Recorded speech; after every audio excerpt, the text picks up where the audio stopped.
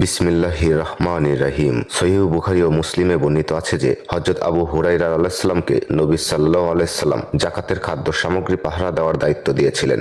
এক রাতে এক চোর এসে খাদ্য চুরি করেছিল। আবু হুরায়রা রাদিয়াল্লাহু আনহু তাকে ধরে ফেলেন এবং নবীর কাছে নিয়ে যাওয়ার কথা বলেন। চোর অভাবের কথা বলে ছেড়ে দেওয়ার অনুরোধ করে। এভাবে 3 রাত ধরে একই ঘটনা ঘটে। তৃতীয় রাতে চোর বলে, আমাকে ছেড়ে দিন, আমি আপনাকে এমন কিছু শেখাবো যা আপনার উপকারে আসবে।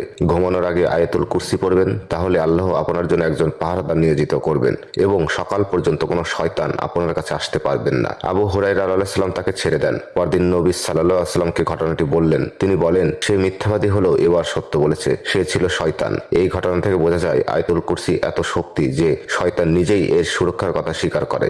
এছাড়াও বাস্তব অভিজ্ঞতা ও ফজিলত অনেক মুসলিম জীবনে দেখা যায়। রাতে আয়াতুল কুরসি পড়ে ঘুমালে ভয়, দুশ্চিন্তা বা জিন শয়তানের উপদ্রব থেকে মুক্তি মেলে। কেউ কেউ বলেন বিপদের সময় এটি পড়লে অলৌকিকভাবে সুরক্ষা পাওয়া যায়।